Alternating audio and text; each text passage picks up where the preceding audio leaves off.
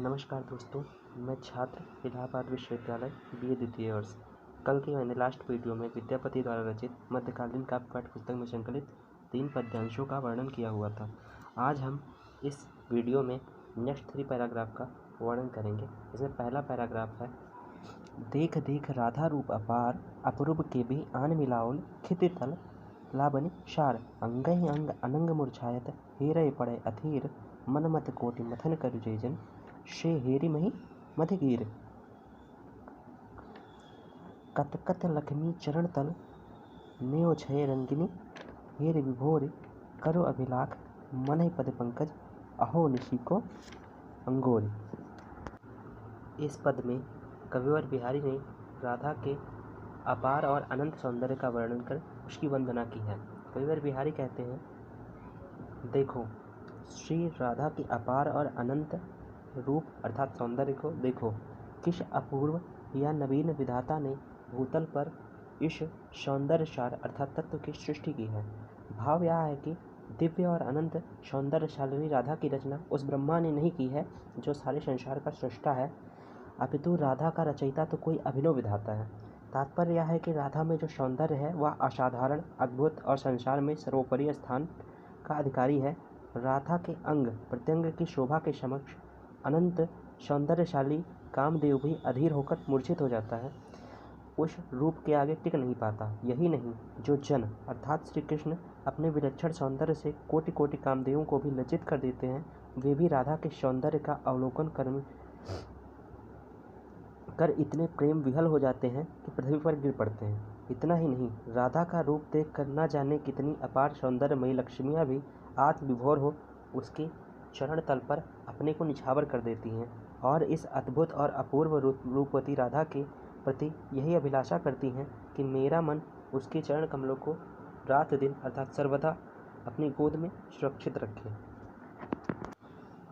इस पद्यांश में कवि श्रेष्ठ विद्यापति ने राधा के सौंदर्य का अलौकिक वर्णन कर उसके स्वरूप की दिव्यता की ओर संकेत कर दिया है। राधा के रूप की अपारता और अद्भुतता की व्यंजना के हेतु कवि ने देख देख पदों का सफल और सार्थक विधान किया है। राधा की सर्वांगमय सुंदरता की अभिव्यक्ति अंग ही अंग से विधिवत हो रही है। साथ ही साथ इसमें अलंकार के रूप में वीतसा अलंकार, वृत्यानुपास, व्यतिरेक तथा हेतु प्रेक्षा अलंकार है। अब आइए हम नेक्स्ट पंक्ति की ओर चलते हैं। नेक्स्ट पंक्ति में कहा गया है, खने खन नयन कोण अनुसरई, खने खन वचन धूल कन भरई, खने खन दसन छटा छटहार, खने खन अधर आगे कहो बास, चहु के चले खने खन चलु मंद, मनमत पाठ पहिल अनुबंध, हृदय मुकुल हेर हेरि थोर, खने आचरित खने होय भोर, बाला शैशव तारुण भेंट,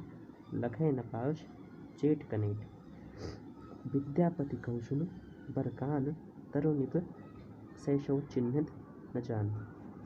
अंतिम में विद्यापति नायिका की ऐसी अवस्था का वर्णन करते हैं जिसमें वह शारीरिक और मानसिक विविध प्रकार के परिवर्तन उसमें आ जाते हैं। तो वह छंद की अवस्था में पहुंचकर नायिका के जो नेत्र हैं वो क्षण क्षण में कटाक्षपात करने लग गए हैं। कभी अपनी जो शैशव सुलभ असावधानी है, ये बच्चों जैसी जो उसकी हरकतें हैं, उससे उसका जो वस्त्र है जमीन पर गिर जाता है धूल में। फिर जब वह उसे उठाकर अपने वक्षस्थल पर रखती है तो उसका तन जो होता है धूल धूसरित हो जाता है। क्षण क्षण में उसके दांतों की जो छटा उसकी हंसी के साथ बिखर जाती है और क्षण में वह अपने होठों के आगे वस्त्र करके उसे छिपाने का प्रयास करती है। कभी चौंक कर तीव्र गति से चल पड़ती है और कभी धीरे धीरे चलने लगती है। नायिका की ऐसी क्रियाएं उसमें काम प्रवेश की भूमिका का द्योतन है, ये प्रतीक है। किन्हीं क्षणों में वह अपने वक्षोजों का किंची मात्र अवलोकन करती है और किन्हीं क्षणों में वह उन्हें अपने आंचल से भी आवृत कर देती है। क्षण मात्र में कभी वह आनंद से विभोर हो उठती है। उस बाला में जो शैशव है एवं तारुण्य का ऐसा सम्मिलन हो गया है कि उनमें किसी को छोटा और किसी को बड़ा नहीं कहा जा सकता है। अभिप्राय यह है कि दोनों ही अवस्थाओं में एक दूसरे पर अधिकार जताने का प्रयास कर रही हैं, इसीलिए उसमें कभी शैशव के भावों को देखा जा सकता है और कभी तारुण्य के भावों को। विद्यापति कहते हैं कि हे कान सुनो, उस नायिका के शरीर में शैशव एवं तारुण्य का ऐसा मेल हो गया है कि वे पहचाने नहीं जाते। यहाँ नायिका की ऐसी दुहिनी स्थितियों की ओर संकेत किया गया है। और कवि ने मुग्धा के अज्ञात यौन नायिका जो है उसकी मानसिक उथल पुथल का चित्रण कर अपनी प्रकृति की मनोवैज्ञानिकता का भी परिचय दिया है। नेक्स्ट पैराग्राफ की तरफ चलते हैं। जुगुल शैलसी हिमकर देखल एक कमल दो ज्योति रे, खुलल मधुर फुल सिंदूर लुटायल पाति बसल गज मोती रे। आज देखल जतिके पतियायत अपूरब बिहि निर्माण रे, विपरीत कबक कदल तर शोभित थल पंकज के रूप रे।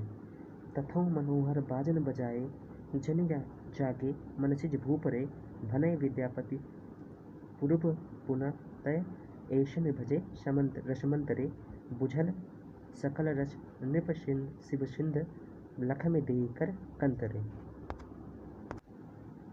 इस पद्यांश में जो नायिका की सखी अथवा जो दूती है वो नायिका के सौंदर्य का वर्णन कर नायक को उसके प्रति अनुरागी बनाने का प्रयास करती है। वो कहती है कि हमने दो पर्वतों की सीमा के मध्य में चंद्रमा का दर्शन किया और प्राय है कि दोनों उत्तुंग कुचों अर्थात जो पर्वत की श्रृंखलाएं हैं के संधि स्थल के ऊपर मुख चंद्र को उदय होते हुए देखा। उसी स्थान पर कमल रूप मुख में प्रकाश बिंदु रूप नेत्र दिखाई दिए। पुष्पित मधुरी का फूल सिंदूर में लौट रहा था अर्थात जो सूरज अरुणिमा संयुक्त उसके भाल में सिंदूर की लाल बिंदी लगी हुई थी।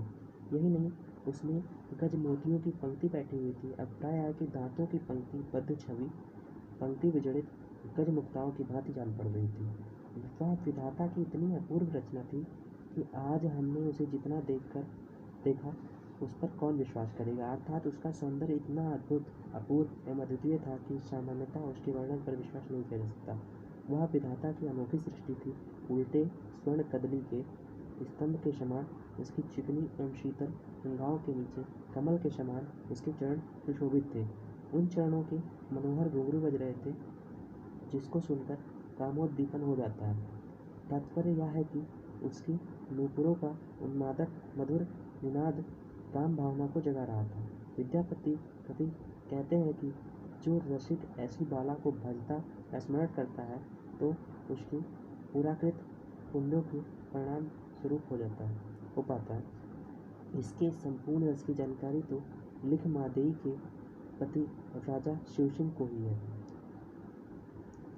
इस तरह हम आज इन तीनों पद्यांशों का व्याख्या कंप्लीट करते हैं। नेक्स्ट वीडियो में हम बचे हुए अन्य 4 पद्यांश को लेकर के आएंगे और इसकी व्याख्या करेंगे। यह वीडियो बनाने का यही मतलब है कि जो हम व्याख्याओं के लिए इधर उधर भटकते हैं एक जगह मिल जाए और समझने लायक है ही। जो कुछ कमी रहती हो उसे आप खुद से भी दूर कर ही सकते हैं तो कर लीजिए, कोई दिक्कत नहीं है। धन्यवाद। हम मिलेंगे नेक्स्ट वीडियो में। हमारे चैनल को लाइक करें, फॉलो करें, शेयर करें और सब्सक्राइब करें। मिलते हैं नेक्स्ट वीडियो में। धन्यवाद।